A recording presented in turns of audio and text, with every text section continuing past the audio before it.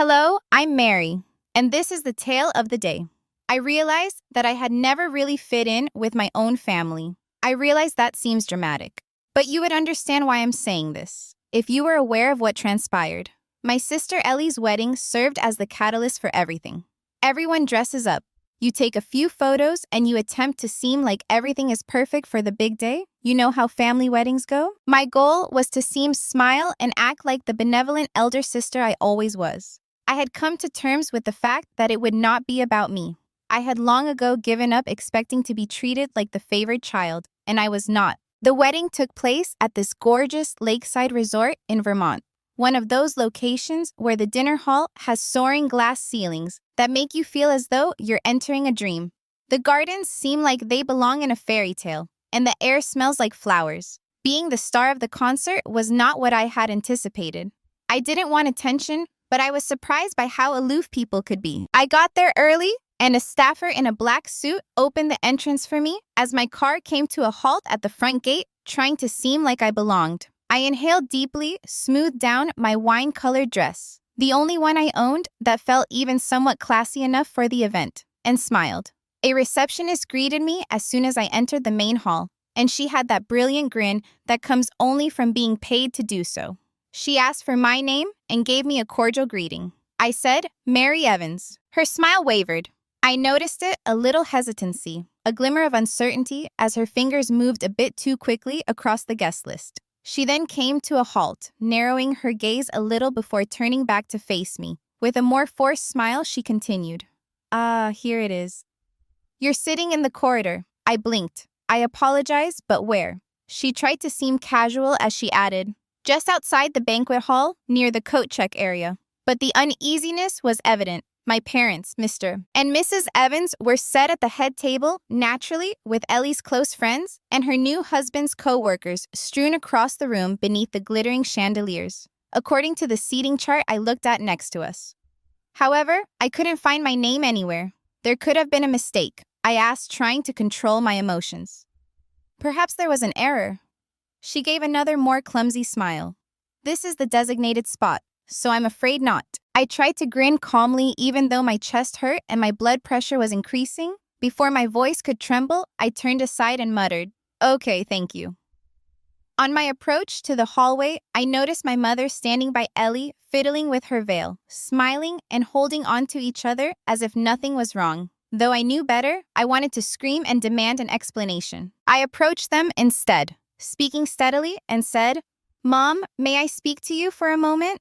Caroline, my mother didn't even give me a glance. Not just now, Mary. Don't you realize we're busy? She did not even give me a sidelong glance. Just a minute, I said, biting my lip to contain the rage that was building inside of me. She moaned, obviously annoyed, but took a minute to move aside. Ellie remained still, staring into my eyes. She grinned, but it was more of a tight, cunning grin than a genuine smile. I responded softly, attempting to contain the wave of feelings that threatened to overflow. I've been seated in the hallway. My mom hardly responded. Well, we had to put our family first. She shrugged her shoulders and replied, You know that, as though it were commonplace to sit me in the corridor out of sight. My hands tightened as I tried to contain the wave of anguish that swept through me. I am close family, I whispered, my voice beginning to break, but I managed to control myself. She chuckled softly and coldly. Ellie said, her eyes glimmering with glee. Oh, don't make a big deal out of this, Mary. I'm sure it was just a mix-up and nobody meant anything by it. Weddings are really busy. The hatred in her eyes told me all I needed to know. Even if her speech was sugary sweet, Ellie was unconcerned. Absolutely not. I looked back at my mother, expecting to see even a glimmer of uncertainty. But all she did was sigh and shake her head. Mary, don't spoil your sister's special day. You ought to be appreciative of the invitation. My chest constricted as the word grateful lodged like a stone in my throat. Feeling thankful? Am I appreciative of being viewed as an outsider inside my own family? Are you happy to sit close to the coat rack? Charles, my father, approached before I could reply. He spoke quietly as if he would rather not call attention to the circumstance. Don't make it a thing, darling. It's just a seat. I remained still, attempting to contain the rage that was rising within me. The sensation was deeper and colder, yet it wasn't explosive. Without saying another word, I turned away. after forcing a grin that stopped short of my eyes. They assumed that, as usual, I would accept it in silence. However, I wouldn't this time. My shoes clicked quietly on the chilly marble floor. As I carefully left the main hall, a strangely reassuring sound amid the stillness. The scent of bridal flowers, silk, and something else. Something out of place, like me, filled the corridor. I glanced down at the place card I was holding, which said Mary Evans, Table H Hallway Area, with my name in gold font. It was like being slapped across the face by the graceful cursive. The weight of the understanding made my hand wet as I rotated the card in my fingers. I wish my family would accept me, but they never did. For a considerable amount of time, I stood in the corridor and gazed at the place card I was holding, like a final affirmation of what I already knew. Deep down, that I wasn't really a member of this family. The exquisite gold calligraphy appeared to mock me, not in the important manner. I inhaled deeply and slowly, hoping the rage would go away, but it didn't. Like a storm on the verge of erupting, it continued to bubble up, silent and frigid, even though I was pushed to the side once more and stranded out here in the hallway.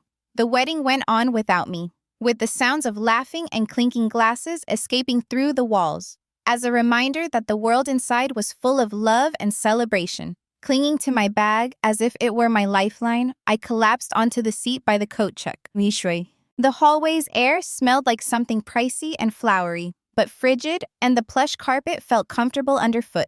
It stood in stark contrast to the dinner hall's warmth. Behind me, the door clicked softly. It opened gently, and my name was shouted out by Ellie's voice, which was as light and breezy as ever. Mary. At first, I didn't turn. Although I recognized her, I wasn't ready to confront her. Not quite yet. Are you unhappy, Mary? She inquired in a sweetly flowing voice. Because of the chairs. I laughed dryly, my voice hollow in my breast. Ellie, I'm not upset. I'm let down. With that smug, self-satisfied smirk that I had been all too accustomed to over the years. She moved closer to me without missing a beat. Something was shining in her eyes. Satisfaction? Feeling guilty? Whatever it was, there was no cause for fear. She remarked almost too sweetly, "You're always so sensitive. Mary, it's only a seat? Who gives a damn?" In order to prevent myself from breaking, I bit the inside of my cheek. She failed to understand. She would never understand. The seat wasn't the issue. It has to do with how they had treated me throughout my entire life. I always felt like I didn't matter because of the way they consistently ignored me. With a firm voice, I added, "You know, it's not about the seat. It has to do with how this family handles me. That has always been the case." She shrugged after tilting her head slightly as though she was taking in what I had said. "So what?" She spoke in a whisper that only I could hear. "You still showed up, still wore the pretty dress, still hoped for attention. Mary, you're frantically trying to win their approval. It is depressing." That one was more painful than I cared to acknowledge. But rather than responding, I continued to stare at her, not letting her see the pain she so obviously desired. "No, Ellie," I muttered. "It's sad that in order to feel loved, you have to destroy someone else." She hesitated for a second, her eyes narrowing a little, then she laughed, that phony chuckle I had grown so accustomed to, just as fast. "As usual, you have a knack for ruining the atmosphere." I heard footsteps coming from behind her. Before I could continue, Caroline, my mother, was there, looking tight as though she had been dragged away from something significant. She looked at me for a moment, then back at Ellie. With a hint of annoyance in her voice, she remarked, "I heard there's some drama out here." I was finished. I'm done attempting to explain myself and wishing they would be interested enough to realize the reality. The occasion was meant to be Ellie's special day, but instead, it had become a platform for their disregard and disregard for me. I had lived my entire life being ignored, disregarded, and never really seen. I inhaled deeply before moving forward and facing my mother. I was sitting in the corridor. "Mom, I am not a distant visitor or acquaintance. I am your daughter." Her face changed somewhat, but only momentarily. Then she smiled tightly at me, but it was more of a mask than a genuine grin.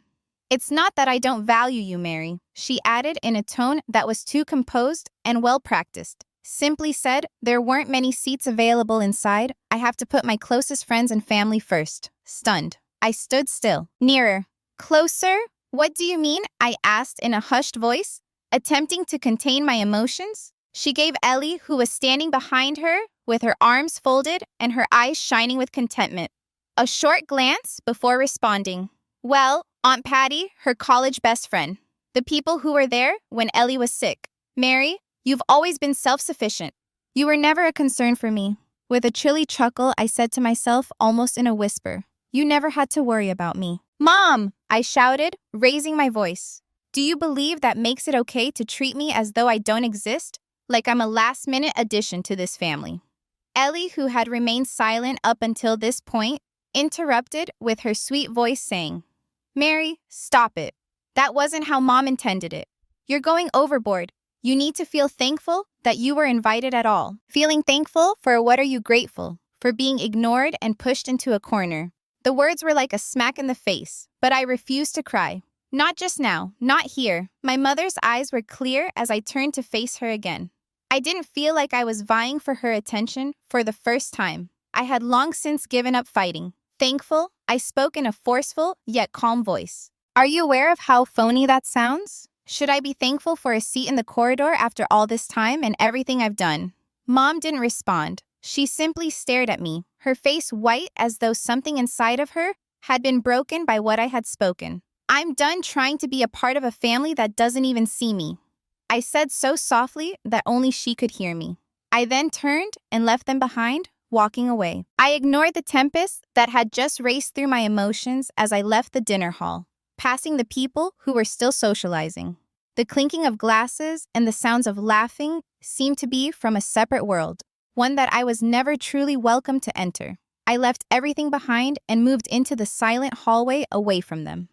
I came to a realization there on the brink of everything. Despite years of trying to be the sister and daughter they wanted, it was never enough. This moment is the first time I've realized it's not about them. It has to do with me. My heels sank into the soft carpet as I sat in a peaceful window-facing nook, clutching my bag as if it were keeping me together. The wedding's pandemonium appeared like it happened in another era, a life in which I remained the obedient daughter, the one who grinned and took the crumbs of affection parents tossed my way. However, it is no longer the case. Not right now. My mind was racing as I sat there by myself in the corridor. I could still hear the happy voices of those gathered in the banquet hall, the clinking of glasses and the laughter. It all sounded distant, as if I were looking in from the outside, feeling excluded. Had I not always been on the outside?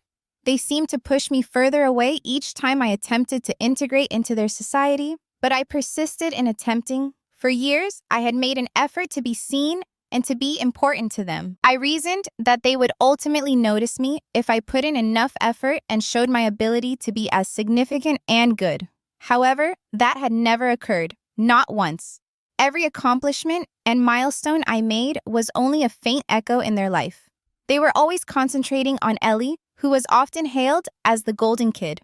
And me, I was the one who silently watched from the sidelines, fulfilling my obligations without ever feeling really involved. I felt the burden of all those years pressing down on me as I got to my feet. Really, it wasn't just about the seating arrangement. Everything that had happened before this point was at stake. Ellie's patronizing grin, my father, Charles's icy controlled indifference, and my mother's dismissive shrug. They had all said unequivocally that I was only a prop for their idyllic family. I was finished. I'm done pleading for their affection and battling for a place at the table. I wouldn't push myself to be a part of their world if they didn't want me. The only thing I heard as I disappeared down the hallway was the click of my heels on the marble floor. Something changed inside of me. I experienced a calmness and tranquility I had never experienced before. Then I caught sight of him. The groom is Ethan Bennett. He was standing close to the corner looking at me with an enigmatic face. His tuxedo jacket a little rumpled, the champagne glass in his hand forgotten. I hesitated, taken aback by his appearance. He was staring at me as if he could see straight through me, even though we had hardly talked before today. When he took a stride in my direction, I experienced a peculiar sensation that I hadn't had in a while. Someone was truly paying attention to me. Mary, he asked in a quiet, wary tone. He said, "You don't look like you belong here." As if he could sense my disassociation from everything that was happening within the corridor. I gave a little dry, sour laugh. Really? Because I was deemed unworthy of a seat in the main hall by your family.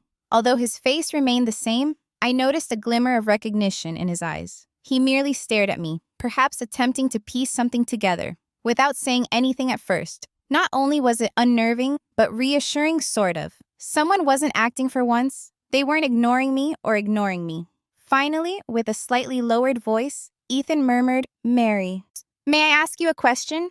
He didn't allow me time to respond, so I cocked my head, uncertain of what to say. "Has Ellie ever mentioned me in a way that seemed off to you?" With a strained voice, as though he were treading carefully, he asked. Startled, I blinked. Did he truly want to know about Ellie? The one individual who had ruined my life for years of all people. "Do you want to know if I've heard her disparage you?" Unable to control the bite in my voice, I asked. He nodded, but his expression was troubled, as if he didn't want to get involved in something that wasn't his to handle. Not only that, he acknowledged. She has been dominating and secretive recently. She is withholding certain information from me. I'm beginning to see that something is off. At first, I was at a loss for words. I hadn't said a word about Ellie for years.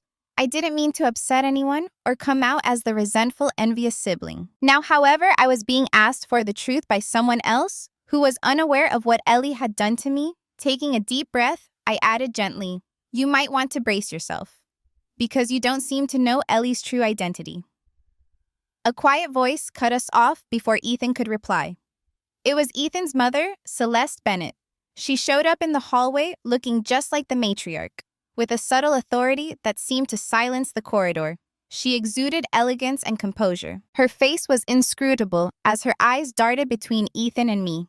"Ethan," she said while extending her phone, "this is something I think you might want to see." With a trembling hand, Ethan snatched the phone from her. His eyes flicked over the screen before his face became white. The change was nearly instantaneous. His shoulders stiffened, his fingers clutched around the phone as though it were brittle, something he was worried might shatter if he gripped it too hard. "What is it?" With my heart racing in my chest, I asked. As I took a step closer, Ethan handed me the phone without saying anything. I glanced at the messages shown on the screen, the ones that Ellie had written to her mother, her friends, and her stylist. And my blood ran cold at what I witnessed. This was all part of Ellie's plan. She was deceiving everyone, including Ethan, into believing she was someone she wasn't. In addition to pretending to be the lovely ideal wife, I'm training Ethan to be the ideal husband. He's so predictable, I can have anything I want if I just play fragile. And I'll have everything under control by 6 months after the wedding, and then everything will be mine, were among the comments I received. And the worst? I'll make him totally reliant on me after the wedding. I'll have it all then. Breath caught in my throat. I wasn't the only one Ellie had been playing, and Ethan. Ethan's hands were shaking, and his face was white as he gazed at me. His voice was rough with amazement as he murmured, "I can't believe this." Celeste's eyes hardened as she stepped behind him. "Ethan, we read every communication she sent. We have read every single syllable she sent. It cannot be denied." The reality began to weigh heavily on me. The first crack in Ellie's mask appeared. And I wasn't the only one who saw it. Ethan had also witnessed it. The meeting room door, opened shortly after the oppressive tension in the air, subsided. Ellie's cheeks flushed with rage as she entered, but her eyes widened in surprise when she spotted us standing there. "What's happening?" In an attempt to take control of the situation, she inquired in a high-pitched voice. With a firm voice that was colder than I had ever heard, Ethan took a step forward. He took a white envelope out of his jacket and remarked, "You know what this is?" He put it on the table in front of her and said, "This is the annulment petition." Ellie's gaze briefly shifted to the package before returning to Ethan. "Are you kidding me?" Her voice was tremulous as she inquired. "You're not serious?" His voice was steady as he said, "I'm serious. I put my signature on it." The room became quiet, and I noticed Ellie's confidence waver for the first time. She was no longer the glowing bride, with all the guests surrounding her, enjoying their love and adoration. Rather, her carefully crafted facade crumbled in front of everyone, exposing her.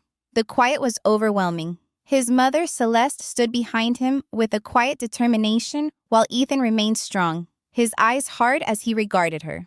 Everything seemed to have stopped as if a storm had struck the room. In an attempt to restore control, Ellie stepped back, her lips pushed firmly together. She glanced around the room for assistance, but nobody came forward. Her eyes shifted to my father, Charles, and then to my mother, Caroline.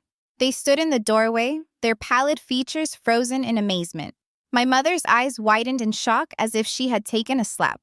Although my father's face was expressionless and inscrutable, it was obvious that the gravity of the situation had also affected him. Ellie's gaze briefly fell on me. She was shaking now, but not out of fear, but anger, and she screamed, "You always wanted to take me down, didn't you?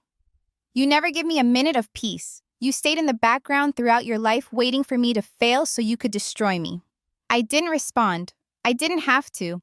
Even though I had heard such gossip for years, I had grown tired of it. Even as her comments pierced me, and I felt the usual weight of her accusations bearing down on my chest, I remained composed and unwavering. Despite everything, I spoke softly and firmly. "I didn't do anything, Ellie. You subjected yourself to this. You always have." Her makeup was ruined. Her face was contorted in anger. Tears were flowing down her cheeks, and her wedding gown was no longer the immaculate outfit she had seen when she first entered the ballroom. It now appeared to be a representation of everything she had attempted to conceal and control. Only the reality remained after the beautiful had vanished. Although Ellie was furious, it wasn't the type of rage that would cause her to give up. With desperate eyes, she sprang toward me. But before she could get close, Celeste sprang forward and blocked her path with an outstretched arm. Celeste responded, "That's enough," in a firm and piercing voice. Even though she wasn't yelling, Ellie was frozen by the strength in her voice. "You've created enough mayhem." Ellie stood with her hands clenched at her sides and a heavy breathing pattern. She wanted to fight, but there was no one left to fight with, only herself. She was the one who had created her entire universe, and it had all fallen apart. Ellie spat, her voice shaking with anger. "Get out of my way. You don't know what you're doing. It's me, not Mary, who has been keeping this family together. There is no one else involved. Me?" Celeste remained unflinching. "This is plenty for me. I'll be held accountable if I allow you to make one more error." There was too much tension in the room. Nobody talked or moved. Ellie's eyes darted around the room, searching for a way out, but nobody came forward to help her. My parents, who used to be her staunchest supporters, stared in astonished silence, while Ethan stood with his arms crossed and his countenance inscrutable. Celeste rushed out of the conference room as Ellie finally shoved past her, her heels clicking loudly on the marble floor. For an instant, I believed she would just disappear into the commotion of the reception hall, where everything had been meticulously planned to make her appear flawless as the doors flung wide. However, no, Ellie didn't feel complete. This was not how she was going to let things end. Everything halted when she rushed into the reception area. The visitors went quiet as the music faded. As attention turned toward her, the room's atmosphere grew chilly. There was a noticeable tension. There was no longer a picture-perfect wedding. It was now the setting for Ellie's breakdown, which had been building for years. "You believe you can make me seem bad like this?" Ellie's voice reverberated down the hallway as she yelled, "I put my all into today. After all the preparation and attention to detail this, only a handful of the messages have been sent. A few words with no meaning." Ethan took a step forward and said in a cool but sharp voice, "Ellie, nobody damaged you. You were the one who accomplished that."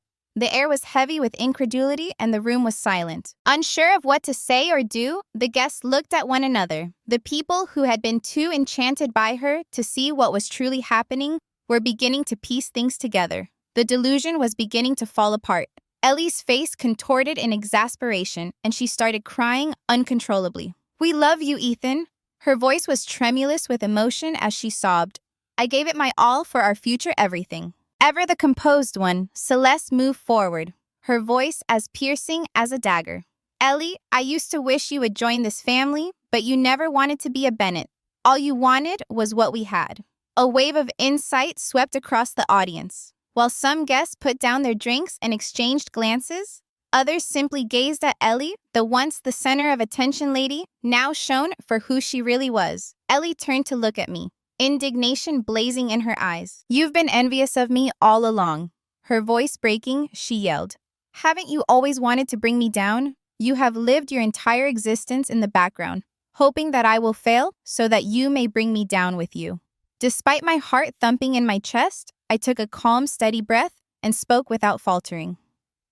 No, Ellie, no one needs to be brought down by me. The truth has a weight of its own. There was silence in the room. Nobody made a move. Now, when everyone was looking at her, the lady who had always dominated the story had to confront the truth about what she had done. Ethan took another step forward, his face becoming stern.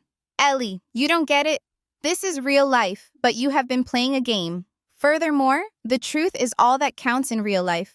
Ellie drooped her shoulders. She stood in the middle of the reception hall, disintegrating before the guest who had once admired her. It was the end of the wedding she had imagined, the one she had meticulously prepared, and she was solely responsible for it. The remainder of the evening flew by without Ellie. At its heart, the gathering went on. Whispers reverberated around the hall as people gradually drifted away. I stood there feeling oddly at ease. As I watched the visitors leave, the laughing receding into the distance, I had completed the task. For the first time in my life, I wasn't scared of the repercussions of speaking my truth. Ellie had always been in charge of everything, and she had always influenced everyone around her. However, it is no longer the case, not right now. The days after the wedding were odd and more subdued than they ought to have been. I reflected on what had transpired in that conference room, and how Ellie's life had fallen apart in front of my very eyes. But in spite of everything, I had a strange calmness. I had lost my anger. I wasn't depressed. I wasn't even let down. By speaking my truth, I had let go of all of that. The peaceful independence that followed was what counted. Now, I began receiving more calls from my parents than I wanted to keep track of. They arrived in succession, each one more frantic than the one before it. Mom's voice filled my voicemail, full of confusion and remorse. She would softly but firmly say, "Mary, please, I know you're upset, but we need to talk.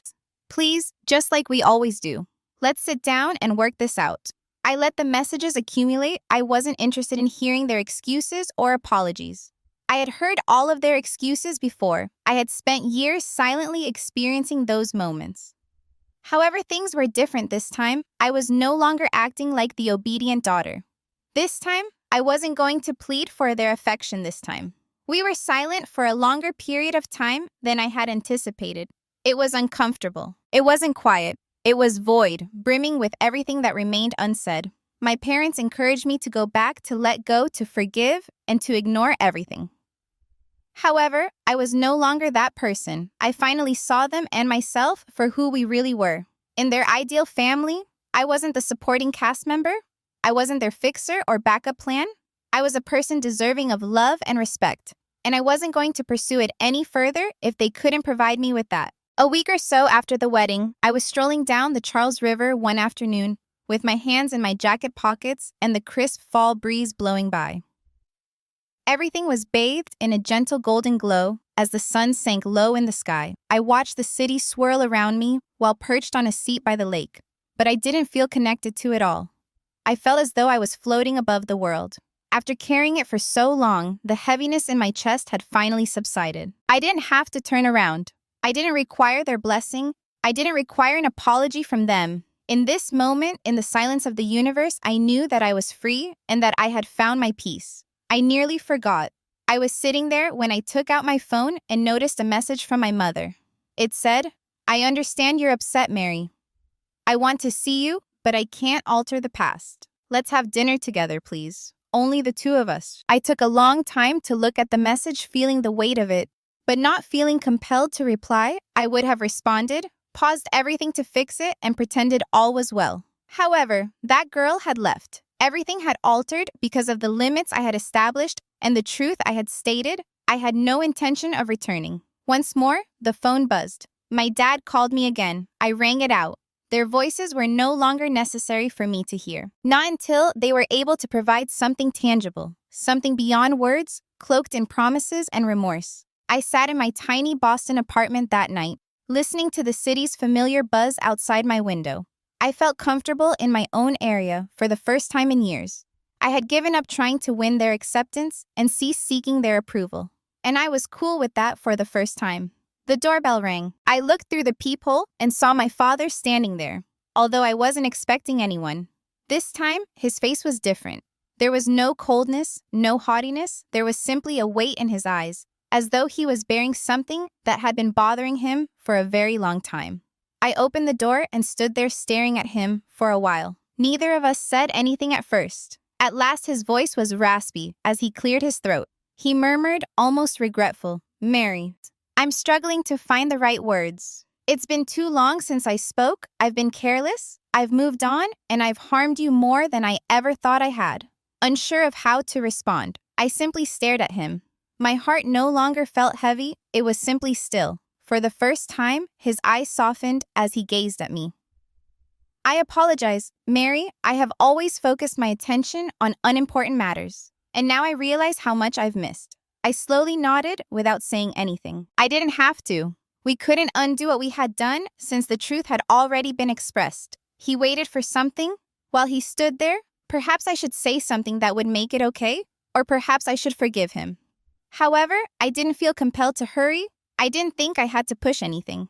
At last I spoke in a steady yet kind tone. I responded, "Dad, I don't need your apology anymore. All I needed to know was that I was visible. I had to feel important and like I was enough. I could feel the weight of what I had said beginning to sink in, even if he didn't immediately answer. He was aware, and it was sufficient. I believe it's time for us to both go forward." I answered gently. "However, not as we have, I'm not acting. Both of us must change." He nodded, and I saw him really notice me for the first time in a long time. Feeling lighter than I had in years, I took a step back. I said, "Be careful, Dad," and shut the door after him. I wasn't upset. I wasn't depressed. In the finest manner conceivable, I had just finished. The remainder of the evening flew by, as it had been for days. My phone was silent. I didn't think I should check it. There was no need for me to reply to any more communications. I didn't have to tell anyone who I was. No more. For so long, I had been striving to get their attention and fit into their mold. But the fact was that I had always been sufficient. It was not me who was at fault. It was the way they perceived me, or rather the way they chose not to perceive me. And I felt at last free now that I had let go of the desire for their acceptance.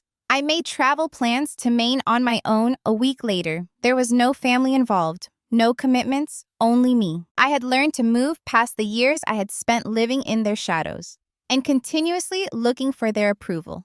I had mastered self-selection, and I had never done anything so liberating. I was certain that I didn't require their affection to feel deserving. While I sat in the airplane, watching the world outside my window fade into the skies, I felt whole without their approbation. Everything I needed was within me.